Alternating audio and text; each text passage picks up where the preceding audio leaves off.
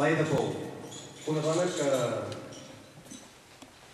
dedica la seva vida en molta part a fer una cosa tan delicada com és bellugar uns bastonets amb uns fils molt prims, unes agulles molt petites. Tot sembla miniaturitzat, però la seva paciència és molt gran per poder elaborar coses com les que una mica podeu anar veient. El seu treball és aquest.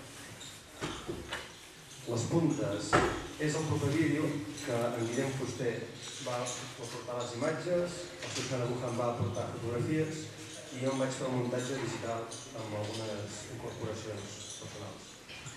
La música la farà en Toni Berganciano, amb la seva guitarra, i esperem que us agradi molt.